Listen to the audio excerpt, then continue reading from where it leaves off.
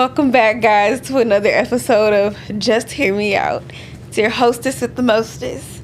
I'm being extra sorry. It's Amari, and I'm back with another episode. Excuse me, today I'm flustered. I'm very, very tired. I had a very, very long day today. And so yeah, on the ride here, I didn't drive, so I took a nap. So I'm just recuperating. But yeah, so this past year, what we're gonna get into today, I have a bit of a little bit of tea for you guys. Not like bad, not like in that type of way. But the Lord has been having me in a lot of different seasons, a lot of different cycles, not even cycles, a lot of different things He's been teaching me over the past year. 2025 was just an extremely crazy year. I learned a lot, shed a lot of tears, got a lot of revelation, got closer with the Lord, grew closer in a lot of relationships. And the Lord has taught me so many things. And one of the things that He has had to teach me was how to love Him better. And so I didn't really know what love looked like coming into Christ. And we in a society, I don't know if this always been a thing, because I think I just recently maybe start hearing about like love languages and that type of thing. So I'm pretty sure it was always a thing, but when I was first starting to date, I didn't really hear it. Like I said, I'm almost positive that's always been a thing, but I think it's just become more of a thing that I've had to, get into, and actually understand that I guess those are actual things. So, in what month is that? November? I got married to my husband. Shout out to you. He's in the other room. But I got married. And so with this, it's not an episode about marriage. Trust and believe. Not qualified to be talking about marriage. I'm still a little crazy, but it's just a lot of things that has translated from how I treat one, from how I treat the other. And what the Lord has really had to teach me as far as how to love, for example, my husband, and a lot of things, most things reflects directly back to him. So backstory, I just grew up, and it's not no tea, no shade to my parents or nothing like that, because I love y'all. Y'all is great. Y'all is amazing. But them Negroes is crazy. I just grew up in a real, and this I'm saying in a much more lighthearted way. Like it's not coming out of any type of way. Like it's not coming from a bad headspace at all. But yeah, I come from a very toxic household. So when you grow up in an environment like that where it's yelling, bickering, yada, yada, yada, yada, back and forth all day long, you think that's what normal is. You think that's what love look like, because like my family was always a family that said like, oh, I love you, good night. Like we always said, I love you. We always said good night, love you, see you in the morning. Like we was I wouldn't even say like affectionate, but like we hugged and all that stuff. So like love was we were not a stranger to the L word, because I know in some families that's not what they normally is. Affection is not normal. So when you hug them, they looking at you crazy.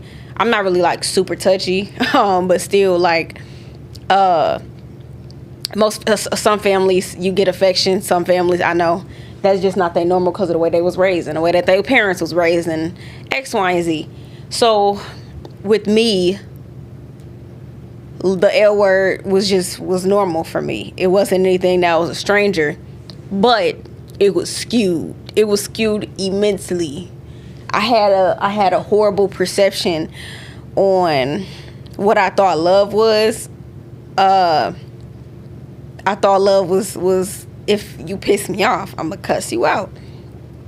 I thought love was if I'm angry, I can just get up and walk away. and do X, Y, and Z because this is what I seen. I'm y'all, like I've said this in multiple videos. I'm a church kid. Grew up in church my entire life, so all I knew was church. But I wasn't discipled, so I didn't know I didn't really know I didn't really know who Christ was. So I wasn't experiencing the love of Christ or the love of God in that way, regardless of him loving me like that he's always been there, but I always wasn't present with him.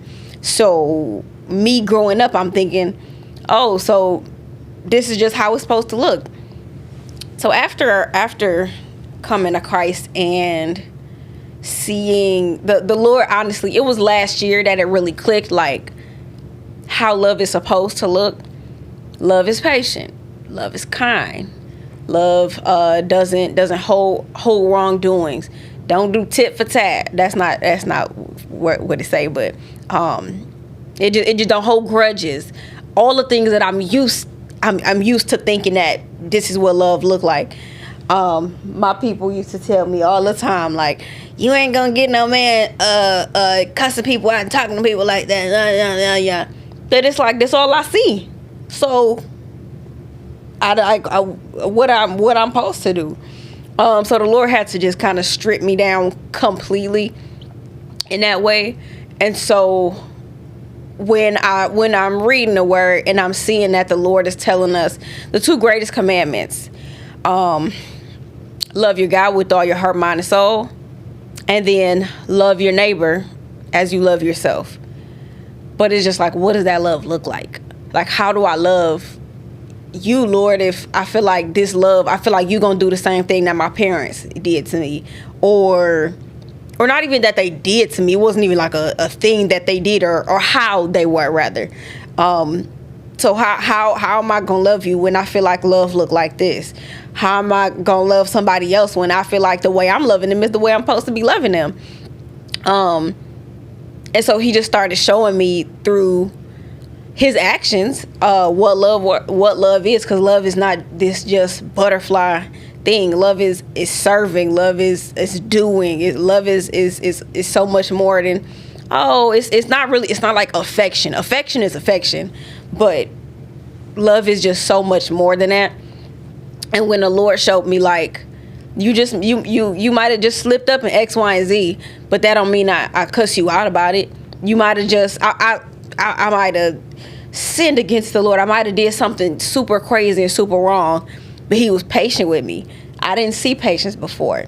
So three of the biggest things, I think, for me, that he had to teach me, and I think before he even allowed me to get married, I had to learn what love was, and I had to learn how to control my tongue. I had to learn how to control my mouth. I had to learn how to control the things that I say, because if I went into marriage emulating, and like I said, it's not about marriage, but if I went into it emulating what I seen from them, don't nobody want to be with that. Or they might, some people, in the world, people be liking the toxic stuff, but it's not fun. It's not fun. Ain't nobody trying to be stressed out all the time, I don't have no energy for that. That's not the space I'm in. That ain't the person I am no more. I don't want the yelling back and forth. I just need peace, silence, and calmness. So 3 of the main ways that I have had to learn how to love correctly, it translated into marriage, but most importantly, it showed me how do I love the Lord better. 3 of the main ways I think the Lord showed me how to love him, even through last year, when he was just kind of preparing me how to love him better, was through faith. Second one was obedience. And then thirdly, through loving and serving others. When it's talking about obedience and how we show the Lord that we love him. I think that was more of the connection. Because in relationships, there are certain ways that you show people that you love them. If this person says, I hate when you do X, Y, and Z, but you continue to do that thing, that person might not feel very much so that you love them or that you care about their feelings. And so when I look back at, oh, well, why would I do X, Y, and Z if this is not something that this person says that they like, or it's not showing them that I appreciate them, that I care about them, that I love them. And that translated into the way that I love the Lord. And I think some people want to be, and what's the word? They want to love, I think, the way that they want to love, particularly with Christ, or think that they do. But the way that I've seen through scripture is that we love the Lord through obedience. It's multiple ways, but these are just three of the main ones that I've just seen in my life personally. When it comes to obedience to the Lord, I have just had to just do. Doing is not easy because it's just so much unknown in doing. The scripture that I had was John 14:15.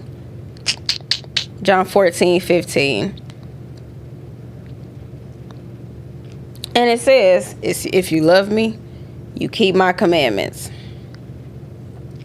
This is one of the main ways to show the Lord that you love him.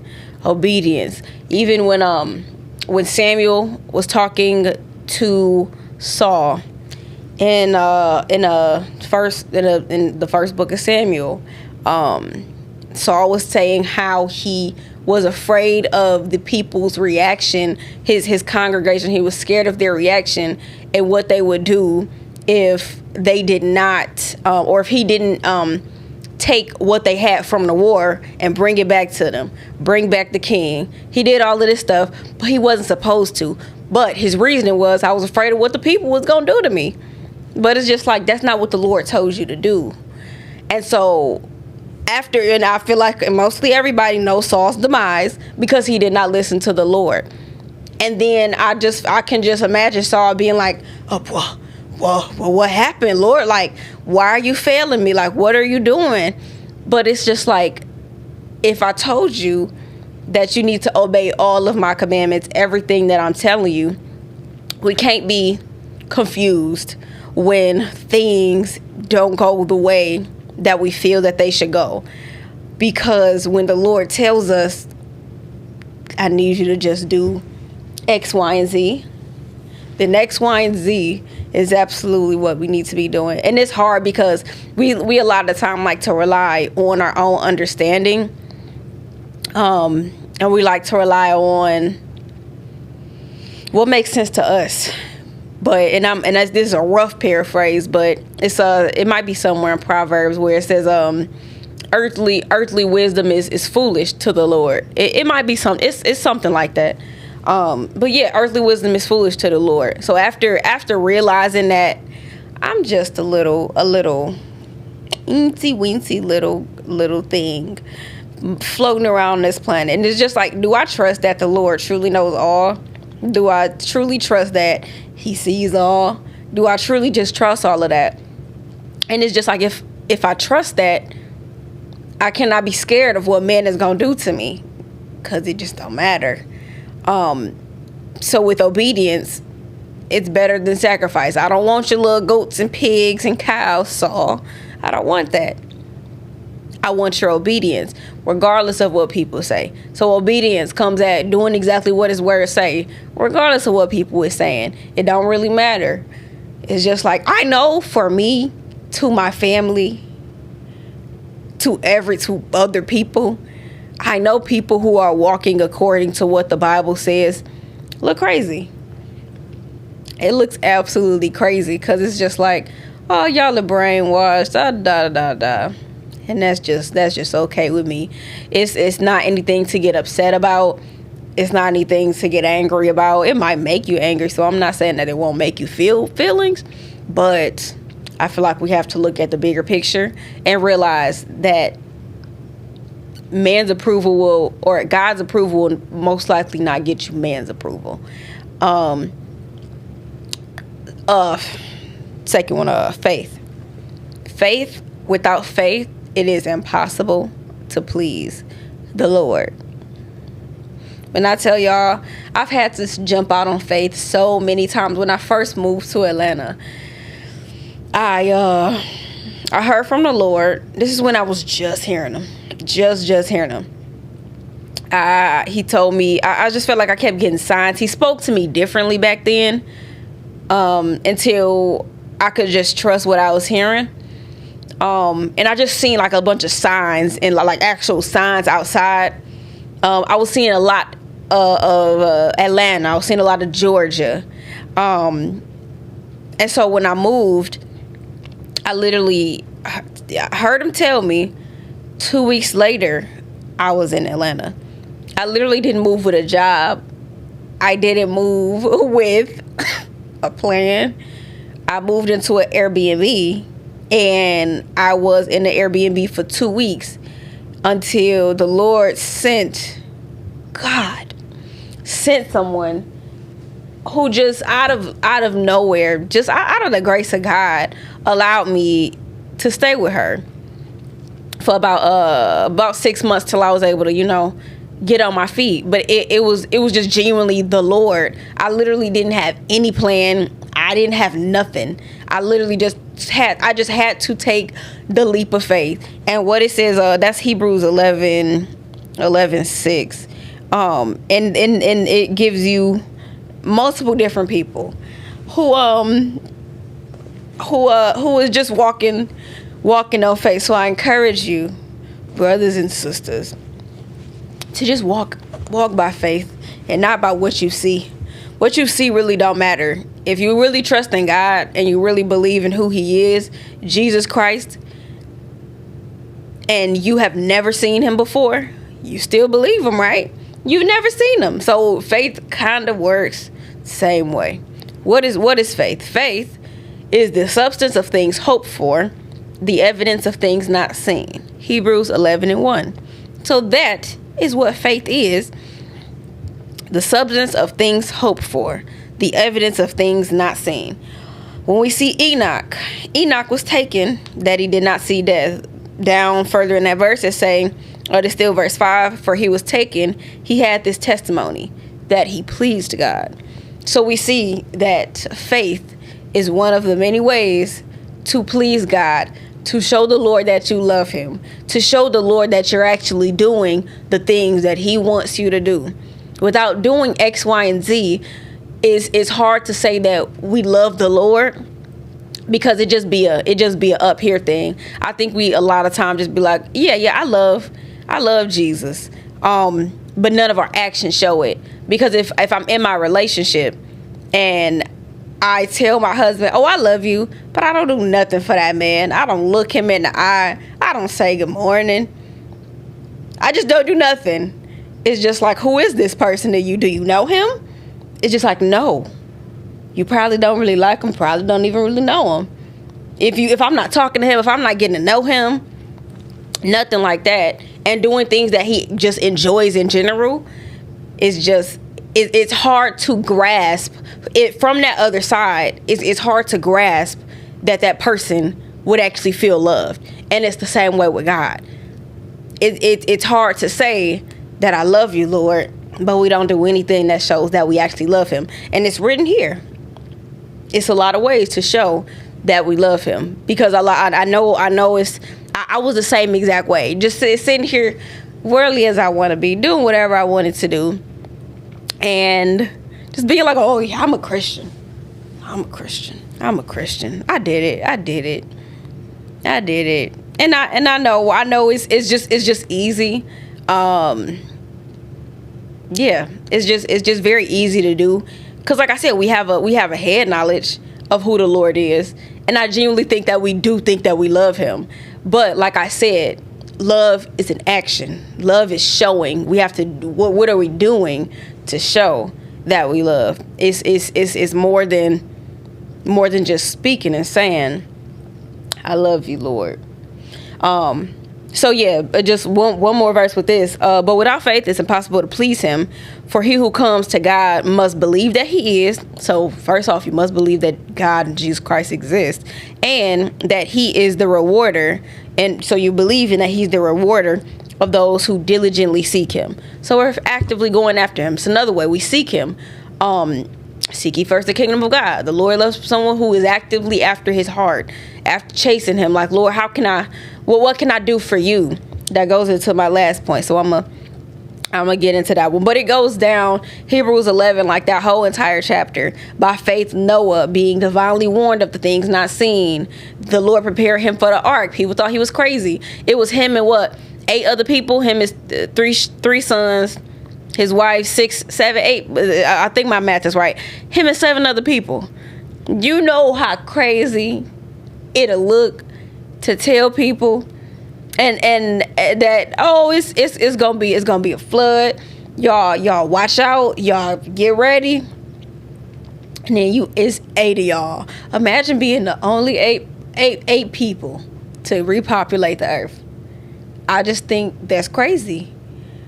I mean, but this stuff happens. I feel like we have to take the Bible for exactly what it is, face value, and realize these was people that was actually going through this stuff. They was actually living it. And at one point in time, there was just 2 people on this earth. It wasn't nobody here. But at Noah's time, he had lived with people on the earth before. It's not even a point. But at one point, there's just 8 of them.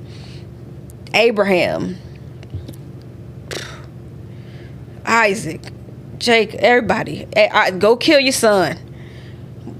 It just takes faith. It literally takes realizing that the Lord knows best. I feel like we have to look at the scriptures. The way that I feel like I think learning his character also helps with trusting him. Because if you don't know his character, it's easy to think that the Lord is going to drop you like so-and-so did, like Pookie did, like my cousin did, like my auntie, my uncle, my mama, my daddy did. It's easy to, project how your parents treated you or how your family treated you. It's easy to project that onto the Lord, because that was a big reason why I couldn't let go of the financial thing. Because growing up, I'm just like, I'm in survival mode. I'm literally just survive. So when the Lord literally wanted to like rip that out of me, and when he wanted to show me like you don't have to strive, I stopped worrying about it. And because when you constantly in survival mode, I'm thinking like I gotta do. I gotta do everything. I'm crazy. I just have to do these things, and it's not about the things that we are doing. It took a trust that, Lord, okay, I believe what you're saying. And it goes back to the podcast that I had with Amari. Check that one out. He said something along the lines of when he stopped striving and stopped feeling like he had to do things because of his, how did he word it? I can't even word it the way he worded it. It was pretty much just replacing one belief system with another belief system. When we believe one thing, we act on those things. So if I believe the Lord is going to treat me like this, then I'm going to act that way, and that belief system takes over what I do. So when I stop believing that the Lord is my earthly father and start seeing him as my spiritual father, then I won't think that he gonna drop me, because he never has and he never will. Point 3 is, and y'all, I'm gonna wrap up. I'm gonna be wrapping up pretty soon. Is serving and loving others. Like I said, that Matthew 22. When what was it? It was a Pharisee or a Sadducee was asking the Lord. I hope this nose ring ain't poking out. But I think it was a lawyer. One of the ones that was a lawyer was asking him, so what do you say the great commandment is? And Jesus said, to love your God. Let me just read it. I think it's Matthew 22. What verse? 30. I highlighted it. Yeah, teacher, which is the great commandment in the law? Jesus said to him, you shall love the Lord your God with all your heart, with all your soul, and with all your mind. This is the first and greatest commandment. Verse 39, and the second is like it. You shall love your neighbor as you love yourself. The Lord also had to teach me how to love myself. I was coming from being a person that didn't really know who I was. So it's just like, I don't know how to love. This is just so much of nothing. I didn't feel like it was anything. It wasn't like I don't think it was like a depression thing with me. I went through a very sad point, but right before the Lord grabbed me. But I can't honestly say I've ever been like depressed, but I didn't know how to like truly love myself. I don't know if I really knew what that looked like. So it's just like, how am I going to love my neighbor if I don't even know what love looked like myself? So that's what the Lord was teaching me by the way that he treated me. And the Lord showing me like, I'm not the person that did X, Y, and Z to you. I'm not this person. I'm not that person. I'm your spiritual father. I'm not all this other stuff. And so when I actually learned how to love myself through the way that Christ loved me, I genuinely realized, one, I cannot love anybody if I don't love Christ and if I don't accept that he loves me back. And so learning how to love my neighbor, it came from loving myself first. And it was a process. It wasn't anything like a self-hatred, I would say. It's just I don't know what this looked like, because if my mind is set on one thing, I'm not really, because I'm gonna end up treating my neighbor how I would think that love looked like. So that would have just had to fly out the window for me. Like, it wouldn't have clicked for me. I'ma still treat people the same way. Still treating them as if people are disposable. Still being mean to people. That was one thing, people always said that I was mean. And I'm just like, I don't see it. I'm like, I'm not mean. I think now, I don't think people call me mean no more. I just think they call me like stern. My pastor loved to say I just look like I want to fight people. I don't think I do. I think I have a very pleasant demeanor and everything. But he was recording a video of me one time and he was just like, you need to smile more. Don't look like you want to fight people. And I'm just like, I don't want to fight nobody though. I feel great. So yeah, I don't even know what I was talking about. I'm sorry, I'll be getting sidetracked. But yeah, loving and serving. Serving. That has been one of the biggest things. I actually found out that was actually a love language. That is probably one of my favorites. I love doing for people. Like when it comes to my friends, and people who I'm around, I love doing for them. I love showing up. That's one of the main reasons or main ways I can show people that I'm here for you. I do care about you. I love you. So my biggest thing and it's other areas and other people I need to do better with doing that. But I absolutely think that is one of the main ways that I can show that I love people. It just brings me joy to serve. It brings me joy to do for you. Like, do you need help? Like, let me cook for you. Let me come help you with this project. Let me just come show up to your studio session. Let me just come chill with you. Like, I don't know. I'm more of a just in person type person. I don't like being on the phone all the time. I really don't be liking my phone. I don't be liking social media. So like a text message and phone calls, I really be despising. I hate being on the phone. Like, I really just can't stand it. I just don't know what it is. Just like, I'll throw this phone against the room. I mean, against the wall. Yeah, against the room. I'll throw it so hard, so far. I can't stand it. So I'm going to work on that part. But like, when I'm around people and I can see you and I'm here, serving. We know the best example of this, I believe, would be Jesus Christ. Jesus Christ himself came down as a servant. He didn't come down like people wanted him to, with a shiny pitchfork and a knife, slaying the Romans and killing people and taking his kingdom. He was focused on another kingdom. And he girl, get your words together. He came down seeking salvation for all. He died for all. But he served. He washed people's feet. He was around people. Just he was healing people. Like, he came down to serve. He didn't come down to judge. What's that chapter verse in Matthew 25? When you serve the least of these, you serve me. Yeah, it's talking about the son of man will judge the nations. Depart from me. Where is it at?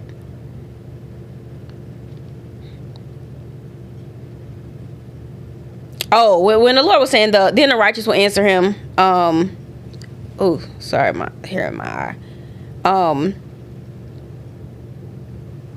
Then the king will say, I'm gonna read this, and I think I'm pretty much gonna wrap up.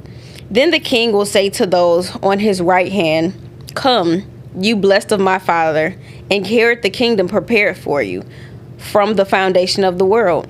For I was hungry and you gave me food. I was thirsty and you gave me drink. I was a stranger and you took me in. I was naked and you clothed me. I was sick and you visited me. I was in prison and you came to me. Then the righteous will answer to him, Lord, when did we see you hungry and feed you, or thirsty and give you drink? When did we see you a stranger and take you in, or naked and clothed you? I'm reading New King James. Or when did we see you sick or in prison and come to you?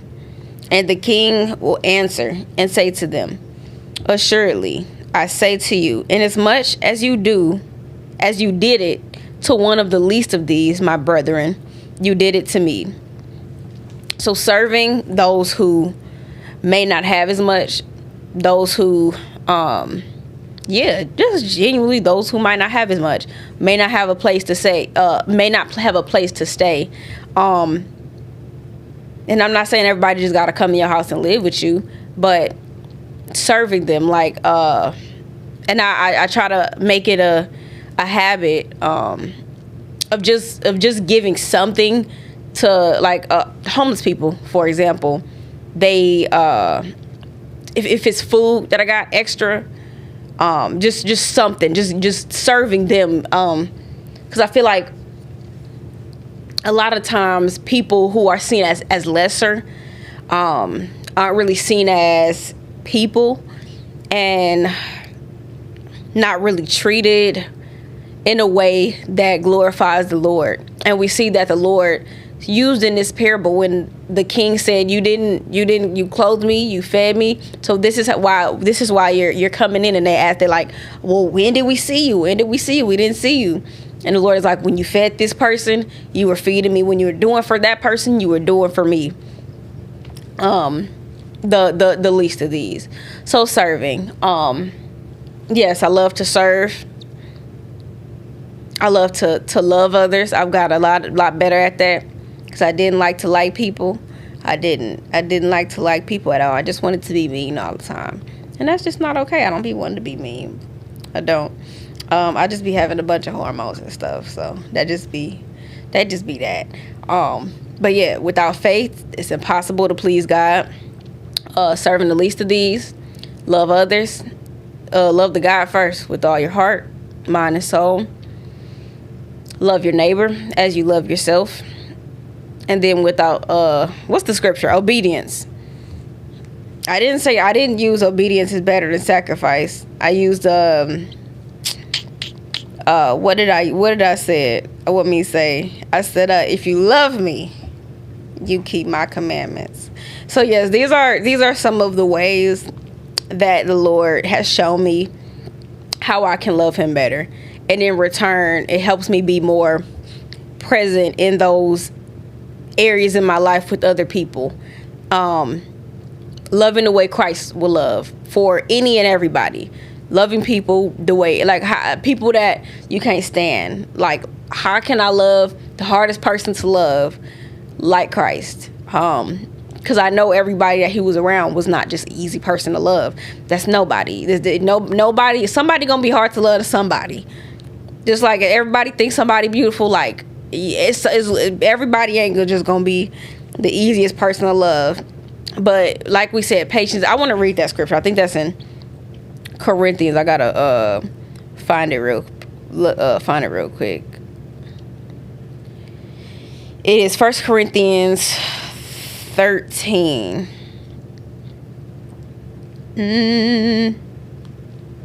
Love is without love I am, and though I have all faith. And so even I'm gonna just read this real fast. Though I speak with the gift of tongues, with the tongues of men and of the angels, but not have love, I have become a sounding brass or clanging cymbal. And though I have the gift of prophecy and understand all mysteries and all knowledge, and though I have faith so that I could move mountains, but not have love, I am nothing. And though I bestow all my goods to feed the poor. So it's just wrapping up. Look how the Lord, because I was going to read this at the beginning. It just wrapped it all up. And though I bestow all my goods to feed the poor, and though I give my body to be burned, but not have love, it profits me nothing. Profits me nothing. Let me read what love does. Love suffers long and is kind. Love, it does not envy. Love does not parade itself, is not puffed up, does not behave rudely. Love does not seek its own. It's not provoked, thinks no evil, does not rejoice in iniquity, but rejoices in the truth, bears all things, believes all things, hope all things, and endures all things. Love never fails. But whether there are prophecies, they will fail. Whether there are tongues, they will cease. Whether there is knowledge, it'll vanish away. For we know in part and prophesy in part, but when that which is perfect has come, then which is in part will be done away. So as we see, if we don't have love, everything else I just said, we sound like a noisy clanging cymbal. Is that what it said? A clanging cymbal. You just sound crazy. I can be the biggest prophet in the world. Everybody can know my name. But if you don't love, it don't matter. It's just all out the window. We have all these things that love say it is. And if it ain't, then it ain't love. Because it endures all things. I remember when our pastor was breaking that last part down to me, and it was saying all things. And all things means all things, not nitpicking and choosing which things you can love about X, Y. Even if we're just talking about a person, this thing, I can like this one, I'll take that, but I ain't gonna take that part. No, all things, all things, all things, all things. So faith, it's good to have faith, great to have faith. Without faith, it's impossible to please God. But if you have faith and you don't got love, you a noisy cymbal. If you got prophecy, but you don't love people, and you just a prophet who being mean to people, you're a clanging cymbal. All of this stuff, you a clanging cymbal if you don't have love. So the Lord showed me how to love better through people by the way that he treated me. So seek the Lord on his character. Seek the Lord on how you can trust him better, how to obey him better. And by learning more of him, it'll allow you to trust him more. And so that everything else, it just genuinely won't matter. You're not going to look at that paycheck and be like, it's just going to be like, oh, it is what it is. And you'll go about your day because you trust that the Lord has done something even crazier before. So what is this paycheck to the Lord? Let's be for real. What is it? It's absolutely nothing. So, I think that is all I had. I think I said I was going to end now. Yes, I love you guys dearly. I hope y'all have a blessed night or day or evening or whenever you're watching this. And I'll see you next time.